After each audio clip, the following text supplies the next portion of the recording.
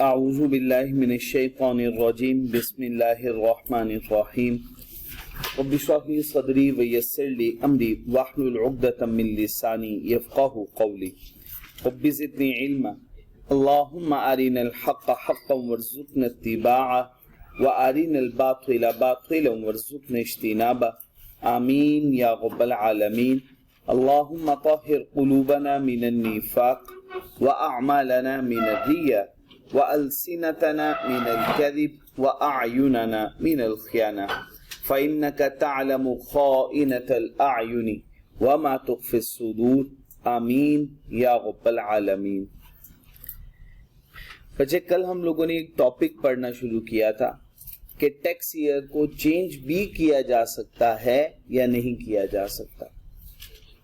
तो टॉपिक हमारा मुकम्मल नहीं हुआ था टाइम की वजह से, तो मैंने आपके साथ इसका पूरा फ्लो डिस्कस तो कर दिया था, बट आज हम लोग इंशाल्लाह ट्राई करेंगे इसको पूरा फुल प्रोड्यूस करने की, ताकि हमारे लिए एग्जाम में किसी तरह की कोई दिक्कत ना हो, हमें पता चल जाए कि कैसे क्वेश्चन को अटेम्प्ट करें। तो बच्चे, हम लोगों ने पढ़ना शुरू किया था कि अगर कोई पर्सन चाहता है कि उसका टैक्स ईयर चेंज हो जाए, उसे इन राइटिंग एप्लीकेशन लिखना होगी। अगर एक पर्सन अपना टैक्स ईयर चेंज करवाना चाहेगा, वो एप्लीकेशन कमिश्नर को लिखेगा, और अगर ग्रुप ऑफ पर्संस हुए तो एफपीआर के पास इन राइटिंग लिखेंगे और कहेंगे कि हम अपना टैक्स ईयर चेंज करवाना चाहते हैं नॉर्मल से स्पेशल में, या स्पेशल से नॉर्मल में, या किसी एक स्पेशल से किसी दूसरे स्पेशल में। ठीक हो गया। इसके बाद हमने फ्लो में पढ़ा था कि कमिश्नर हो सकता है इन्हें परमिशन ग्रांट कर दे, और जब वो ग्रांट करेगा परमिशन तो साथ कोई कंडीशन भी इंपोज कर सकता है, लेकिन वो ग्रांट परमिशन तभी करेगा अगर पर्सन उसको कोई ना कोई कंपेलिंग नीड शो करेगा। तो हम ये बात लिखते हैं,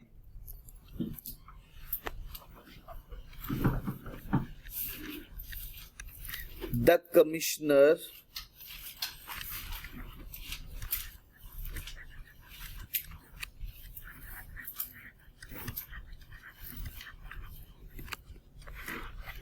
shall grant permission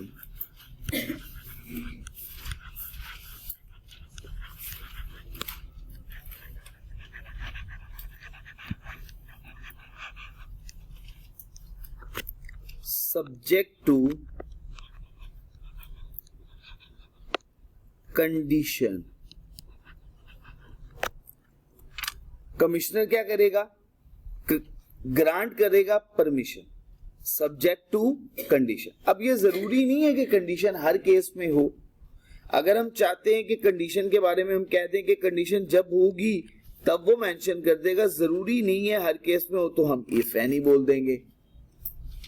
ठीक है। अच्छा, कब परमिशन देगा? ओनली, सिर्फ और सिर्फ तब देगा इफ the person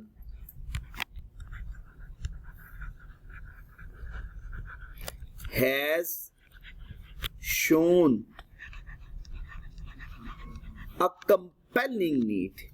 ये सिर्फ परमिशन आपको तब मिलेगी अगर आप कोई अपनी अशद जरूरत या रीजन बताएंगे, तभी आपको ये इजाजत मिलने वाली है, अदरवाइज ये इजाजत आपको नहीं मिलने वाली। तो हमने क्या बात पढ़ी, याद हो गई? The commissioner shall grant permission subject to condition if any. अगर कोई कंडीशन लगाना चाहे तो वो लगा सकता है, only if the person if the person has shown a compelling. Repeat करें ताकि ये सेंटेंस आपको याद हो जाए। जी, इन राइटिंग आपने बताना होता है। जब आप एप्लीकेशन लिखते हैं ना, एप्लीकेशन में ही आप इन राइटिंग बताएंगे ये जरूरत है जिसकी वजह से हम अपना टैक्स ईयर चेंज करना चाहते हैं। अच्छा, कमिश्नर अगर आपसे कोई और फर्दर इंफॉर्मेशन लेना चाहते हैं तो हम ये लिखते हैं एप्लीकेशन में, please feel free to contact if you want any type of information, और फर्दर इंफॉर्मेशन आप चाहते हैं तो हम आपको किसी भी तरह की इंफॉर्मेशन प्रोवाइड करने के लिए रिस्पॉन्सिबल है। ठीक हो गया? तो अब क्या, commissioner shall grant permission subject to condition, या सब्जेक्ट टू एनी कंडीशन भी हो सकती है। Subject to condition if any, only if the person has shown a compelling need. अगर पर्सन कंपेलिंग नीड शो करेगा तभी परमिशन मिलने वाली है, अदरवाइज परमिशन नहीं मिलने वाली। एक और केस मैंने आपके साथ डिस्कस किया था, हो सकता है वो आपकी एप्लीकेशन को क्या कर डाले, रिजेक्ट कर दे। तो अगर रिजेक्ट करेगा तो फिर दो बातें, first one provide an opportunity of being heard, और सेकेंडली वो रीजन ऑफ रिजेक्शन भी प्रोवाइड करेगा। ठीक हो गया ना, ये दो बातें याद है? अच्छा, अब इसके बाद ये हो गया नाराज। अगर ये नाराज हो गया तो क्या ये रिव्यू एप्लीकेशन नजर सानी की दरखास्त कर सकता है? बिल्कुल कर सकता है। किसको करेगा? और एफबीआर का फैसला फाइनल होगा फिर उसके बाद। बात क्लियर हो गई? तो हम क्या कहेंगे, कमिश्नर क्या कर सकता है? कमिश्नर हमेशा रिजेक्ट करेगा।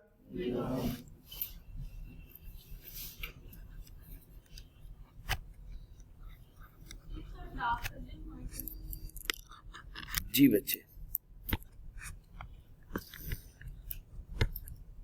ब्लैक कलर से लिखते हैं और हाँ ये डार्क ही है। चलिए जी, अब नजर आ रहा है?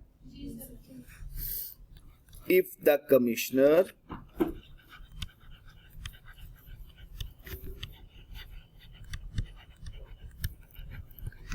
वॉन्ट्स, चाहता है, टू रिजेक्ट, के वो रिजेक्ट कर दे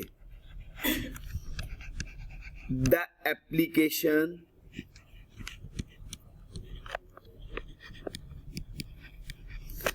then commissioner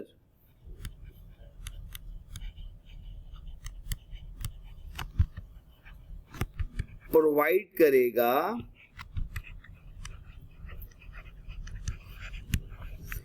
एक अपॉर्चुनिटी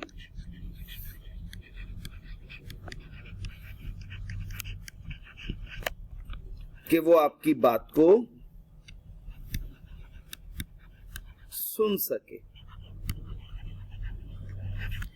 और इसके साथ ही साथ वो जब भी एक रिजेक्शन लेटर लिखता है, ऐसा नहीं है रिजेक्शन करेगा, रिजेक्शन करने के बाद वॉइस नोट भेज देगा या पोस्ट लगा देगा, जैसे हमने कल भी बात डिस्कस की, वो एक लेटर इशू करता है जिसे हम कहते हैं rejection letter, and may record the reason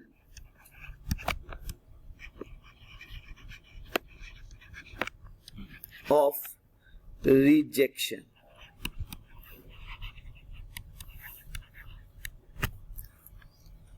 लिखेगा क्यों उसने आपकी एप्लीकेशन को रिजेक्ट किया। इतनी बात क्लियर है? रिपीट करते हैं जी जैन साहब। रिजेक्ट करने से पहले उसको बुलाएगा या सोचली अभी रिजेक्ट करना है? वो पहले रिजेक्ट करेगा, रिजेक्ट करने के बाद वो कहेगा कि भाई अगर आपको कोई प्रॉब्लम है तो आपको मैं एक अपॉर्चुनिटी देता हूं, आप मुझे अपनी बात समझा भी सकते हो। वीडियो में रिकॉर्ड करेगा? किस में? वीडियो या रिटन फॉर्म में रिकॉर्ड करेगा? वीडियो में। टेक्नोलॉजी यूज करेगा? टेक्नोलॉजी का इस्तेमाल है, लेकिन यहाँ पे वीडियो की बात तो नहीं होगी ना। जैसे फॉर एग्जांपल वो एप्लीकेशन लिख रहा है, आप दरखास्त लेके गए प्रिंसिपल साहब के पास और प्रिंसिपल साहब से कह रहे हैं कि आखिरी अशरे की छुट्टियां दे दें क्योंकि मैंने इत्तकाफ पे बैठना है और बाकी लोगों ने भी बैठना होगा। आप ऐसा करें, पूरे आखिरी अशरे की छुट्टियां दें। आपने ये एप्लीकेशन प्रिंसिपल साहब के नाम लिख दी। अब प्रिंसिपल साहब हो सकता है आपकी इस एप्लीकेशन को मंजूर कर लें या मुस्तरद कर दें। अगर वो मंजूर करेंगे, वो कहेंगे ठीक है तुम्हारी एप्लीकेशन एक्सेप्ट होती है, छुट्टियां दे दी, लेकिन ईद के तीसरे दिन सब लोग यहाँ पे हाजिर हो जाए, कंडीशन लगा दी उन्होंने। अच्छा, ये भी हो सकता है वो आपकी एप्लीकेशन को नामंजूर करें और वो कहें कि भाई आपने अगर बैठना है, आपका मामला है, ये इबादत के मामलात हैं, तो आप करें, आपको कोई नहीं रोकता, लेकिन आप पूरा कॉलेज बंद करवाने पे तुले हुए हैं ये नहीं हम होने देंगे। आपकी एप्लीकेशन को, दरखास्त को उन्होंने मुस्तरद कर दिया और यहां पे रीजन लिख दी कि आप अगर इत्तकाफ करना चाह रहे हैं, आखिरी अशरे में इबादत करना चाह रहे हैं तो आपके करें, ये आपके इंडिविजुअल मैटर्स है, आप कॉलेज बंद ना करें।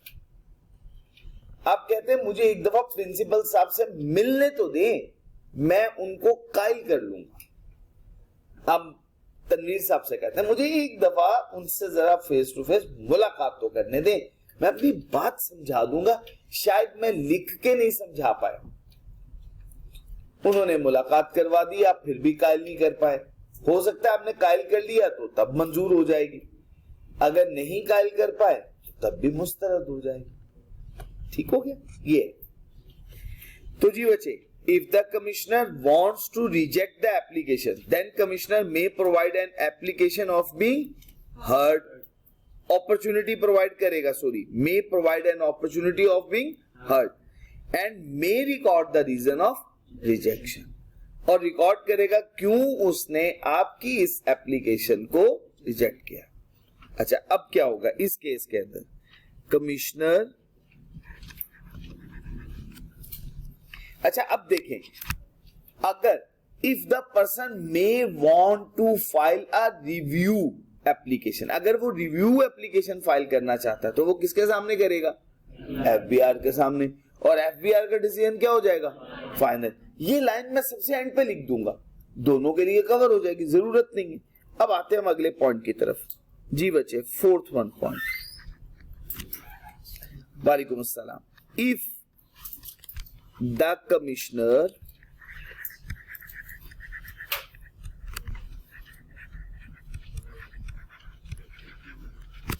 अब यहां पे क्या है, कमिश्नर ने पहले दी इजाजत, उसके बाद क्या करने लगा?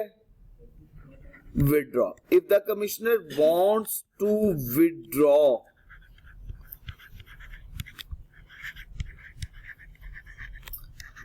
द अप्रूवल, अब किसको वो विड्रॉ कर रहा है? जो पहले उसने अप्रूवल दी हुई थी। वालेकुम अस्सलाम व रहमतुल्लाहि व बरकातहू। अगर वो बच्चे विड्रॉ करना चाहता है जो अप्रूवल उसने पहले प्रोवाइड की थी, if the commissioner wants to withdraw the approval, ठीक है, वो अप्रूवल को क्या करना चाह रहा है? विड्रॉ करना चाह रहा है। Then the commissioner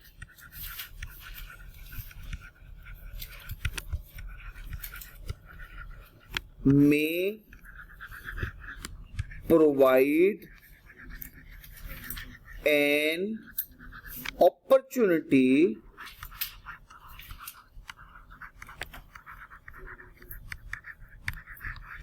of being heard, वो एक अपॉर्चुनिटी प्रोवाइड करेगा कि आप अपनी बात समझा सको।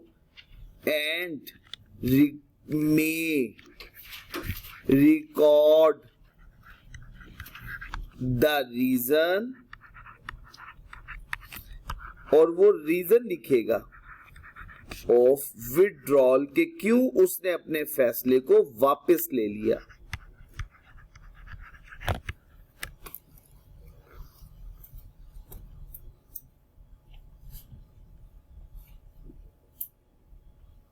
ठीक हो गया। अच्छा, अब ये 3 और 4 के केस में देखें, 4th केस दोबारा देख लें। If the commissioner wants to withdraw, अगर कमिश्नर चाहता है कि वो विड्रॉ कर ले जो उसने पहले अप्रूवल दे रखी है, withdraw the approval earlier granted, clear हो गया, ये भी लिख सकते हैं। देन फिर क्या होगा? Commissioner may provide an opportunity of being heard, वो आपको एक मौका फराहम करेगा ताकि आप अपनी बात को समझा सके।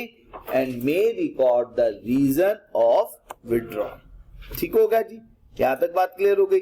अच्छा, अब कमिश्नर अगर रिव्यू एप्लीकेशन फाइल करना चाहता है, if the commissioner may file a review application, तो वो फाइल कर सकता है या नहीं कर सकता है? जी, the person may file a review, किसको फाइल करनी है?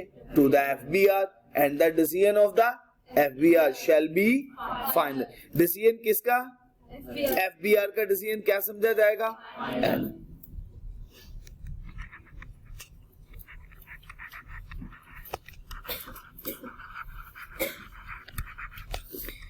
The person may file a review application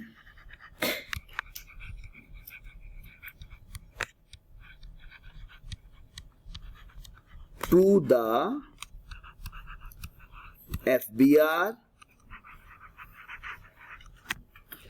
and the decision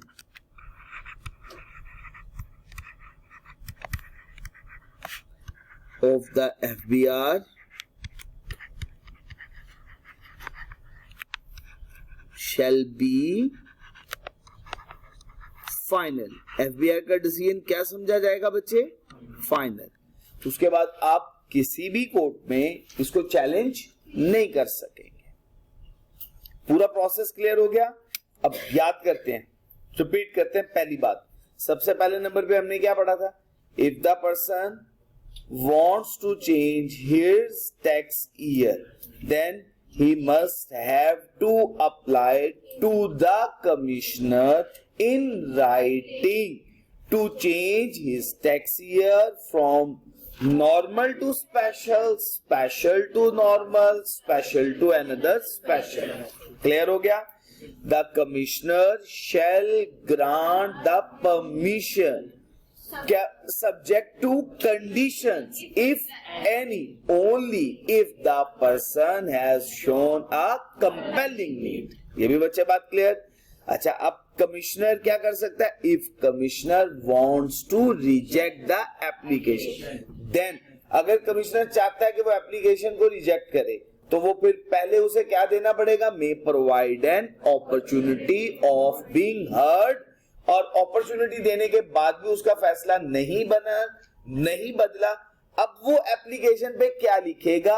reason लिखेगा कि क्यों वो इस फैसले को मुस्तरद कर, and may record the reason of rejection. बात क्लियर हो गई? Next, if the commissioner wants to withdraw the permission जो उसने ग्रांट की थी अर्लियर, देन he may या he shall provide या commissioner provide an opportunity of being heard and record the reason and may record the reason of withdrawal। ये भी बच्चे बात क्लियर है? अच्छा, अब जो पर्सन नाराज हो गया है, अगर वो रिव्यू एप्लीकेशन फाइल करना चाहता है तो किसके सामने करेगा?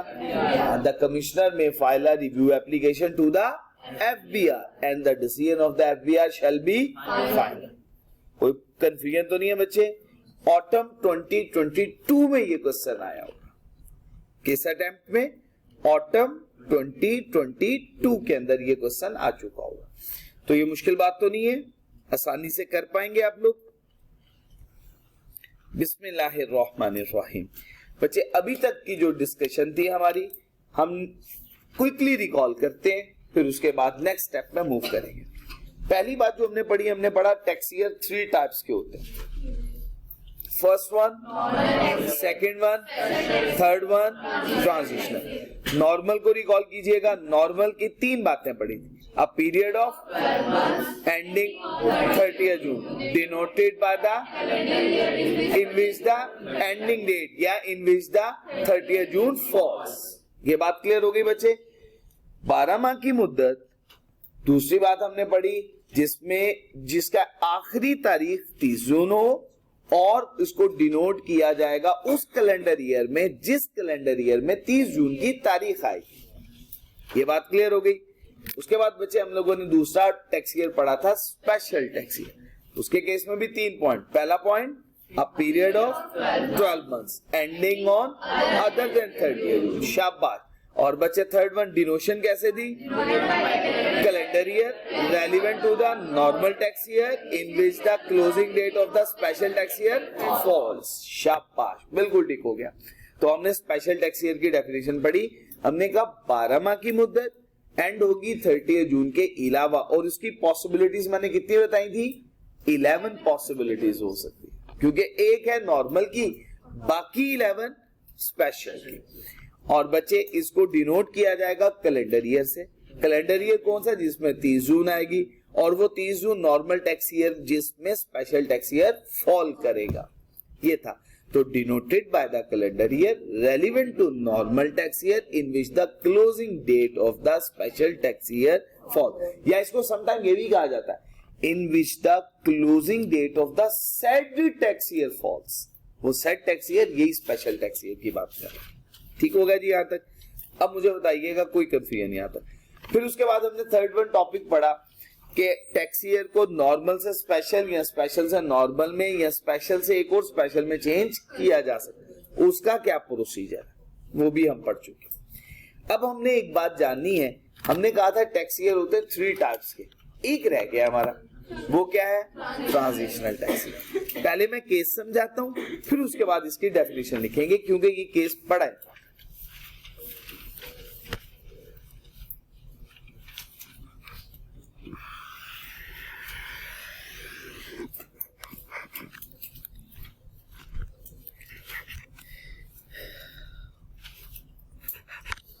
बच्चे लेट्स सपोज 1 जुलाई 2020 से एक टैक्स ईयर शुरू हुआ और खत्म हो रहा है 30 जून 2021 पे।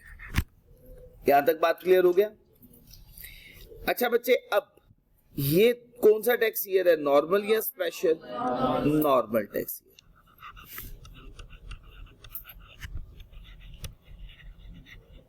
ये नॉर्मल टैक्स और एंड 30 जून 2021 पे हो रहा है। अब ये पर्सन कमिश्नर के पास गया और कमिश्नर से जाके परमिशन ले ली कि मेरा टैक्स ईयर अब से खत्म हुआ करे 30 सितंबर पे। तो उसने परमिशन किसकी ली? इसकी, कि मेरा टैक्स ईयर अब से किस डेट पे खत्म हुआ करे? 30 सितंबर। अच्छा अब देखें 30 सितंबर स्पेशल टैक्स ईयर तो पूरे 12 माह का होगा। अब वो 12 माह का क्या मतलब?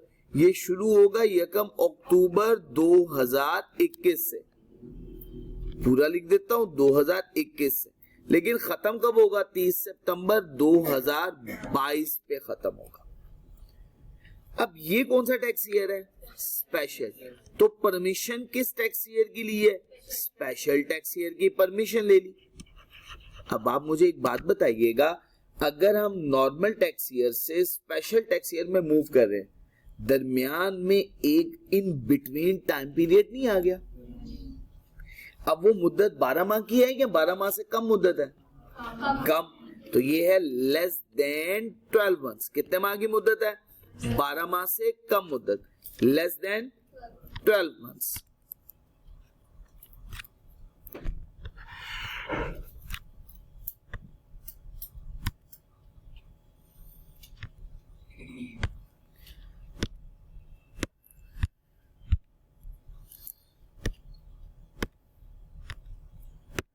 लेस देन 12 मंथ्स, 12 माह से कम मुद्दत है। और बिटवीन टैक्स ईयर्स बन रहा है, इस पीरियड को हम बोलते हैं ट्रांजिशनल टैक्स ईयर। क्या कहलाएगा ये? Transitional tax year.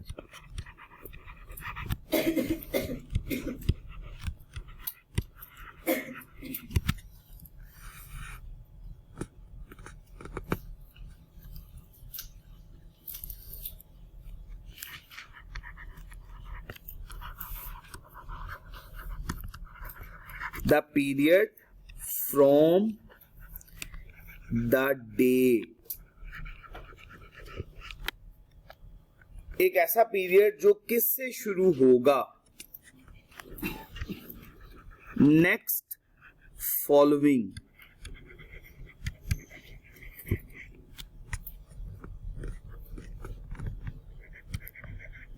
The tax year before change. इतनी बात पहले समझनी है, फिर अगली बात की तरफ जाएंगे। आप लोगों ने तवज्जो जरा बोर्ड की तरफ करनी।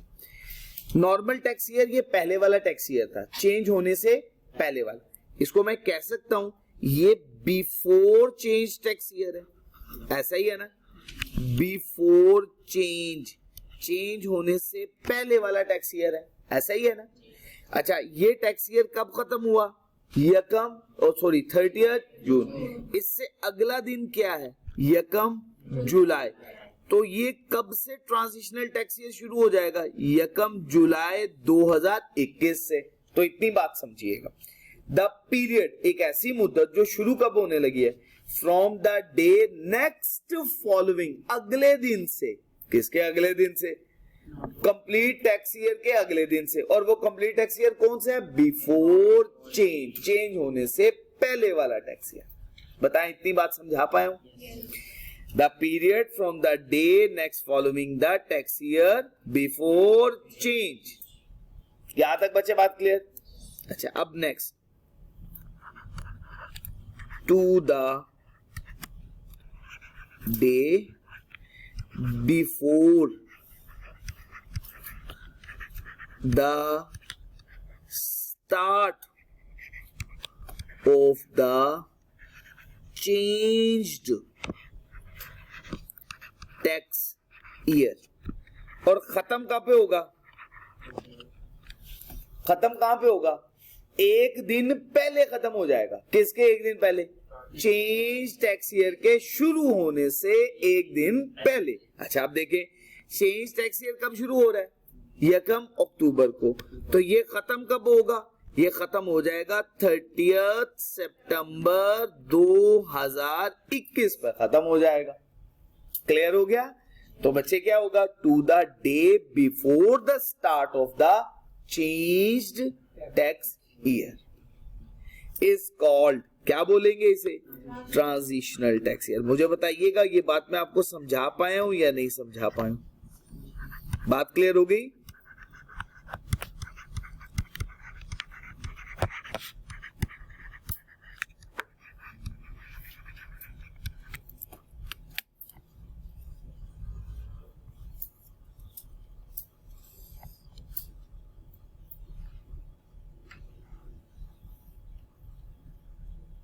अच्छा बच्चे, अब जरा थोड़ी सी मेरी हेल्प करनी है आप लोगों ने।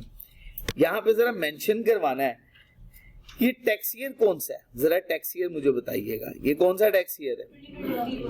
2021, ऐसा ही है। अच्छा, ट्रांजिशनल टैक्स ईयर कौन सा है? ये खत्म हो रहा है 30 सितंबर 2021 पे। इससे अगला 30 जून कब आएगा? 2022 में। तो ये टैक्स ईयर कौन सा बन गया? 2022। अच्छा, अब स्पेशल टैक्स ईयर के बारे में बताइएगा। शाबाश, देख लें, इससे अगला 30 जून कब आना है? 2000। कोई टैक्स ईयर मिस तो नहीं हुआ?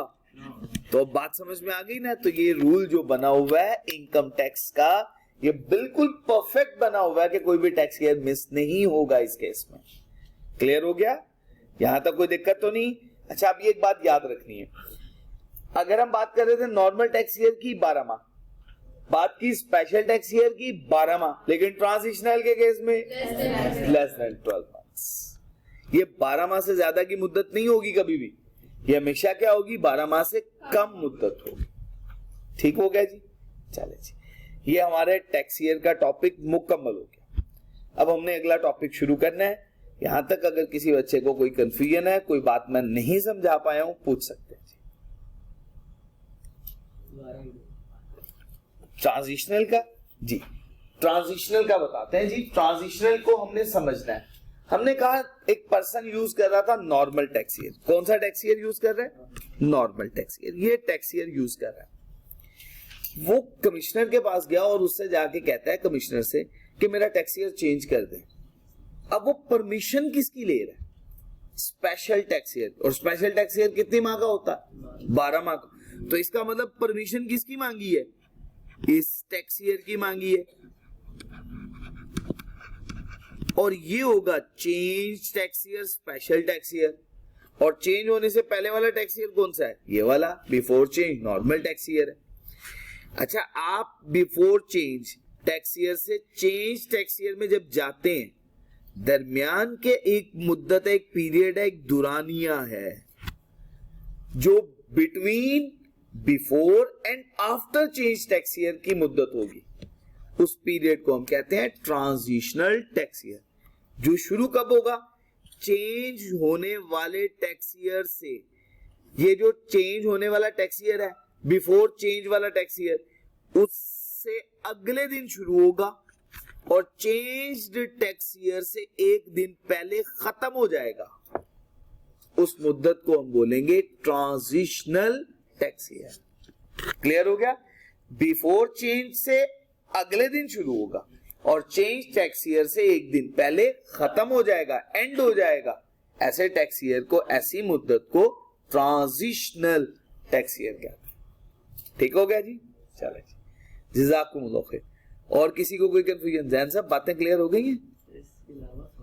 हाँ, इसके अलावा ना भी पूछे, इससे रिलेटेड ही पूछे, ठीक है? अलावा हम जैसे जैसे पढ़ते चले जाएंगे ना, कंफ्यूजन दूर होती चली जाएगी, क्योंकि अभी तो टैक्स शुरू किया है तो बहुत सारे सवाल आपके माइंड में होंगे। आऊज़ु बिल्लाहि मिनश शैतानिर रजीम, बिस्मिल्लाहिर रहमानिर रहीम। अच्छा बच्चे, अब जो मैं टॉपिक शुरू करवाने वाला हूं, इस टॉपिक का पहले करक्स पढ़ ले, समझ ले, फिर हम टॉपिक शुरू करते हैं।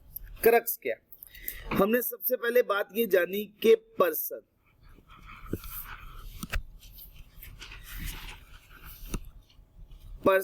की इनकम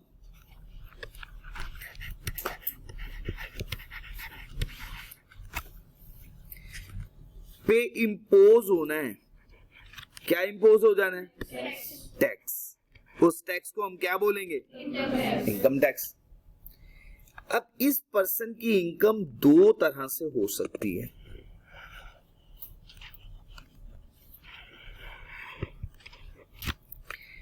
एक कहलाती है Pakistan source income. First one क्या है? Pakistan source income. And second one क्या है बच्चे? Foreign source income. तो कितनी सोर्सेज ऑफ इनकम हुई? जियोग्राफिकली दो तरह, एक है फॉरेन सोर्स इनकम और second one Pakistan source income. अब सवाल ये है, किस इनकम पे टैक्स होगा? पाकिस्तान सोर्स इनकम पे या फॉरेन सोर्स इनकम पे या दोनों पे? डिपेंड करता है। अब बात समझनी है, किस पे डिपेंड कर। अब डिपेंड किस पे करता है? किसी ना किसी एक कंडीशन पे डिपेंड करता है। हमें उसके लिए इस पर्सन के रेजिडेंशियल स्टेटस का पता होना चाहिए।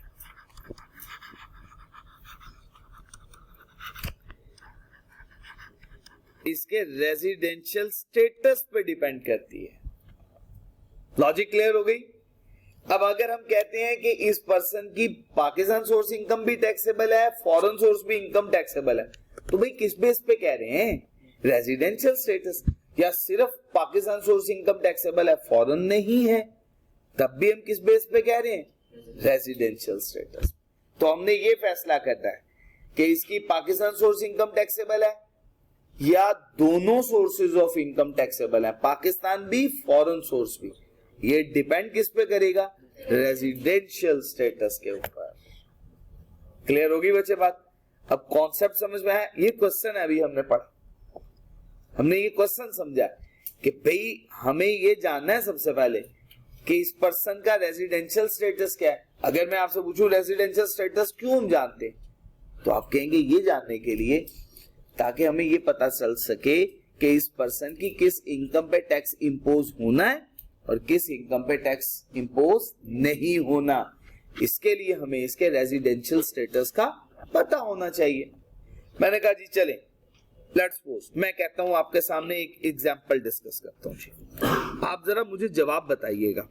लेट्स सपोज पर्सन, हमने कहा पर्सन का स्टेटस दो तरह का हो सकता है, या होगा रेजिडेंट या क्या होगा? यही हो सकता है ना। फर्स्ट वन क्या होगा बच्चे? रेजिडेंट। सेकंड वन बच्चे क्या है? Non resident. या पर्सन रेजिडेंट है या पर्सन क्या है बच्चे? नॉन रेजिडेंट, रेजिडेंट नहीं है। ये दो बातें हो सकती हैं। अच्छा बच्चे, अगर तो रेजिडेंट हुआ तो इसकी दोनों सोर्सेज ऑफ इनकम टैक्सेबल होंगी पाकिस्तान में। कौन कौन सी?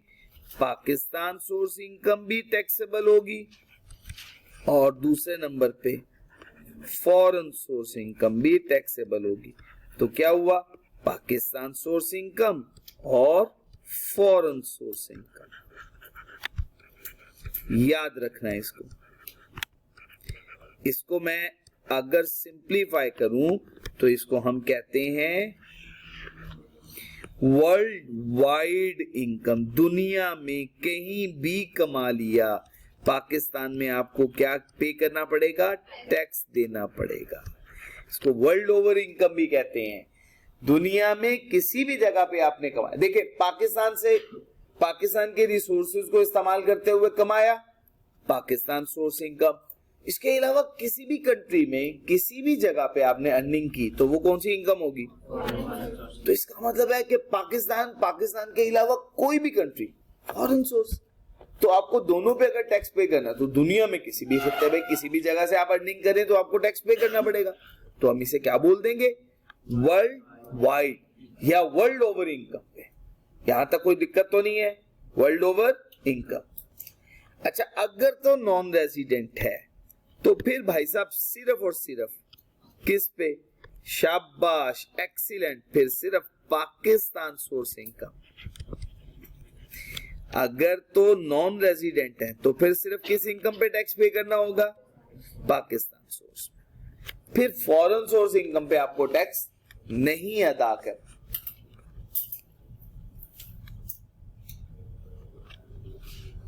यहां तक कोई दिक्कत। अब हमने दो कॉन्सेप्ट पढ़ने हैं यहां। कितने कॉन्सेप्ट्स पढ़ने हैं, वो आपने सोचना है, प्लान बनाओ यहां से क्या दो कॉन्सेप्ट्स बन सकते हैं, हमें क्या पता होना चाहिए। पहली बात, पर्सन रेजिडेंशियल स्टेटस के बारे में जानना है कि कब ये रेजिडेंट होगा और कब नॉन रेजिडेंट होगा। और दूसरी बात, क्या कोई ऐसी सिचुएशन है जिसमें फॉरेन सोर्स इनकम रेजिडेंट की एग्जम्प्ट हो जाए। तो कितनी दो बातें पढ़नी है। एक तो रेजिडेंशियल स्टेटस का पता कब चलेगा कि ये पर्सन रेजिडेंट है या नहीं है। दूसरी चीज, क्या ऐसी पॉसिबिलिटी है रेजिडेंट भी हो फिर भी फॉरेन सोर्स इनकम एग्जम्प्ट हो। तो ये दो सिचुएशंस अब हमने अच्छे तरीके से पढ़नी, और ये एप्लीकेशन बेस्ड क्वेश्चन आता है इससे। ठीक हो गया जी, स्टार्ट करें। यहां तक किसी का कोई सवाल, स्टार्ट करते हैं जी। अच्छा जी, जैन साहब से बात को शुरू करते हैं जी। जैन साहब, पर्सन, गवर्नमेंट को निकाल दें, पर्सन कितनी तरह के होते हैं, शाबाश, 3 तरह के। गवर्नमेंट को हमने निकाल दिया, हमने कहा फर्स्ट, क्योंकि गवर्नमेंट पाकिस्तान की गवर्नमेंट पाकिस्तान में ही रहनी है, कोई दाएं बाएं कोई आगे पीछे तो होनी ही नहीं है, उसके बारे में छोड़ दें, वो तो रेजिडेंट ही है। तो हमने यहां पे जैसे अभी बोला जैन साहब ने, इंडिविजुअल। दूसरा केस क्या होगा, शाबाश, एक्सीलेंट। Third one, company. अब हम वन बाय वन एक एक का रेजिडेंशियल स्टेटस पढ़ते चले जाएंगे।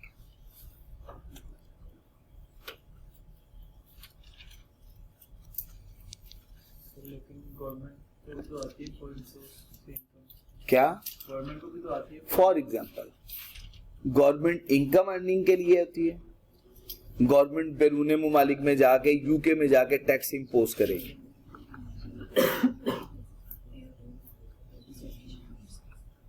नहीं ना, वो इधर रह के महा इंटीरियर मिनिस्ट्री को बैरून मुमालिक से पाकिस्तान में आना चाह रहा है, भाई हमारे मुल्क में आना चाहते हो, थोड़ा सा हमें भी पैसे दो, वीजा चार्जेस पे करो। आप लोग भी तो इंपोज करते हो, लेकिन वो कुछ और चीजें फॉरेन सोर्स में नहीं लेके जाएंगे उसे, ठीक है ना। तो वो कुछ चीजें मैटर करती हैं।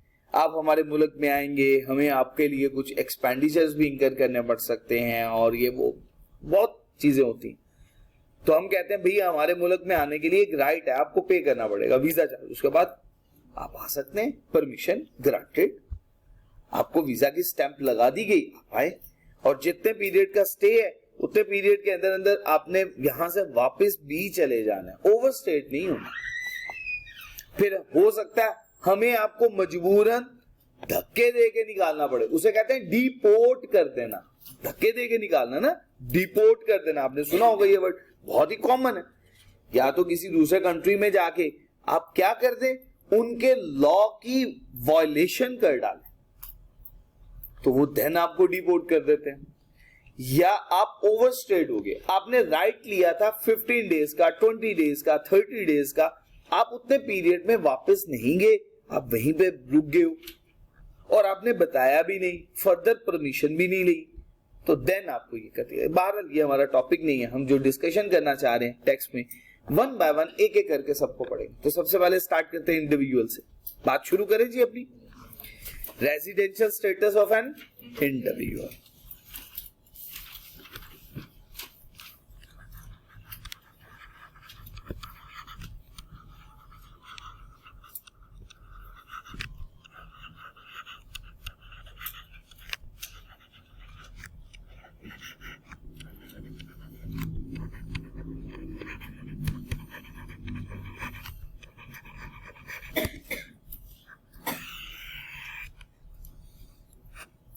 जी बच्चे, इसमें 3 केसेस हैं। सबसे पहली बार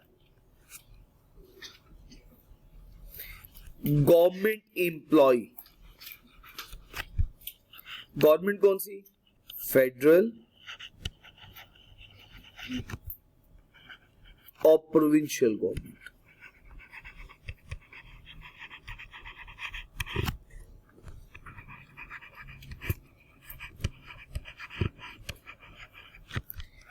posted abroad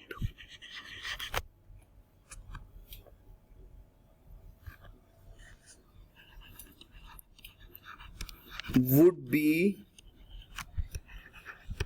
considered as resident irrespective। ये बात आपको जान लेनी है, बस ये वर्ड हम समझेंगे सेकंड पॉइंट से। irrespective of his physical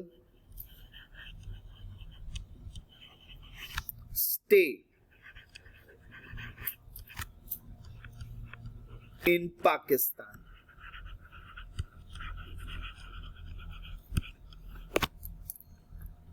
तो बात क्या है? Government employ posted abroad would be considered as resident irrespective of his physical stay in Pakistan. अच्छा, आपने मोमेंट देखा होगा फेडरल गवर्नमेंट, जैसे मैं आपको एक सिंपल सी एग्जांपल दे देता हूं। पाकिस्तान का एक एम्बेसडर बैरून मुमालिक में बैठा हुआ है, जैसे यूके में मौजूद है, सऊदी अरेबिया में मौजूद है, यूएसए में मौजूद है। अब वो वहां पे मौजूद है किसका एम्प्लॉय? पाकिस्तान की गवर्नमेंट का, लेकिन उसकी पोस्टिंग बैरून मुमालिक में, डेपुटेशन कहां पे हुई है? बैरून मुमालिक में। अब वो पाकिस्तान में एक दिन भी नहीं आया, हमने देखना ही नहीं है, हमने सिर्फ ये देखना है वो किसका मुलाजिम है? पाकिस्तान की गवर्नमेंट का मुलाजिम है, और वो वहां पे बैठ के ऑफिशियल ड्यूटी परफॉर्म कर रहा है। पाकिस्तान में आया नहीं आया, वो पर्सन क्या कहलाएगा? रेजिडेंट कहलाएगा, बगैर किसी कंडीशन के। इस पे कोई कंडीशन अप्लाई नहीं। बात क्लियर हो गई? ये पर्सन जो गवर्नमेंट का एम्प्लॉय होगा वो क्या कहलाएगा? Resident irrespective of his physical stay in Pakistan. ठीक है जी, यहां तक कोई दिक्कत? लेट्स सपोज पास पेपर में सवाल आया होगा, उसने कहा है कि इंडिविजुअल जो कि आई थिंक सो सिंध की गवर्नमेंट का मुलाजिम है, उसकी जेनीवा मिशन में पोस्टिंग हो गई है। बताएं ये पर्सन रेजिडेंट है या नॉन रेजिडेंट? रेजिडेंट। अब इसका जवाब लिखने का तरीका क्या है? ये टेक्स्ट ट्रीटमेंट के सवाल आते हैं इसमें से। फिर वही 3 स्टेप। पहले नंबर पे आपने प्रोविजन, सेकंड वन पे रिलेशन, और थर्ड वन पे डिसीजन। क्लियर हो गया? कैसे बताएंगे? सबसे पहले बोलेंगे as per income tax ordinance, if the individual is an employee of the government then he would be a resident person. ये बात क्लियर हो गई? इनकम टैक्स ऑर्डिनेंस 2001 के मुताबिक अगर कोई गवर्नमेंट का मुलाजिम है और उसकी बैरूने मुमालिक में पोस्टिंग हो गई, वो रेजिडेंट होगा। In the given situation mister Phula posted abroad and is a government employ, therefore he is considered as resident. Decision दे दिया आपने, तो 3 स्टेप पूरे कर दीजिएगा, अब से गलती नहीं होगी। तो पहली बात क्लियर हो गई।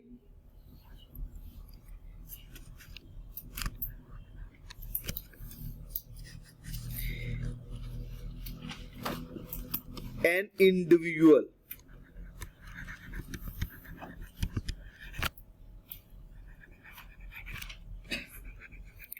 who is present in Pakistan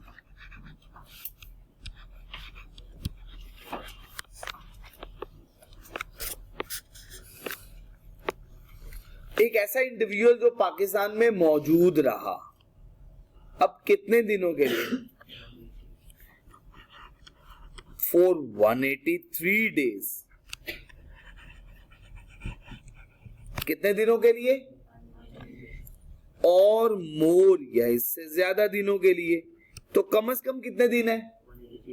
अगर 182 डेज हुए तो नॉन रेजिडेंट, याद रखना, अगर 182 डेज हुए तो, लेकिन कम से कम कितने दिन है? 183 डेज। तो अब ये सेंटेंस देखिएगा, अभी मैं इसको कंप्लीट करता हूं। An individual whose physical stay in Pakistan, ये भी वर्ड लिखा जा सकता है, या who is present in Pakistan for 183 days और more in a tax year in aggregate, ये 2 बातें लिख दी मैंने। An individual whose physical stay in Pakistan is 183 days or more in a tax year in aggregate। क्या मतलब है इसका? इसका मतलब ये है कि अगर किसी इंडिविजुअल का स्टे पाकिस्तान में, यहां पे क्या वर्ड बोल रहा हूं मैं? Physical stay. याद रखना क्या वर्ड बोल रहा हूं? Physical stay. पाकिस्तान में कम से कम कितने दिन का हो? 183 डेज का या उससे ज्यादा का हो। और ये याद रखना, ये एक टैक्स ईयर में आपने काउंट करना है, ये ना हो 2 टैक्स ईयर्स के टोटल दिन मिला के 183 डेज काउंट कर बैठे। ये एक ही टैक्स ईयर के कितने दिन होने चाहिए? 183 डेज। तो इसका मतलब अगली बात क्या है? इन एग्रीगेट का मतलब है ये कंसेक्टिव डेज होना जरूरी नहीं है। हो सकता है वो पहले 10 दिन रहा, फिर पाकिस्तान से बाहर चला गया, फिर आया, फिर 20-25 दिन का स्टे किया, फिर पाकिस्तान से बाहर चला गया, फिर आया, 20-25 दिन दोबारा रहा। तो इसका मतलब इन एग्रीगेट का क्या मतलब हुआ? ये टोटल मजमूई तौर पे 183 डेज बनने चाहिए, लेकिन ये जरूरी नहीं है, ये कंडीशन नहीं है कि वो क्यूमुलेटिव इन एग्रीगेट जो हो वो कंसेक्टिव हो। नहीं, वो कंसेक्टिव वाली कंडीशन नहीं है। समझ आ गई बात? तो क्या बोला हमने? एक ऐसा इंडिविजुअल जिसका पाकिस्तान में स्टे 183 डेज का है और वो पूरे टैक्स ईयर के अंदर होना चाहिए, 2 टैक्स ईयर की बात नहीं कर रहा, और वो इन एग्रीगेट मतलब कंबाइन कंसेक्टिव होना जरूरी नहीं है, टोटल मजमूई तौर पे 183 डेज का बनना जरूरी है। यहां तक बच्चे बात क्लियर हो गई? कोई दिक्कत तो नहीं है यहां तक? कोई सवाल पूछना चाहते हो?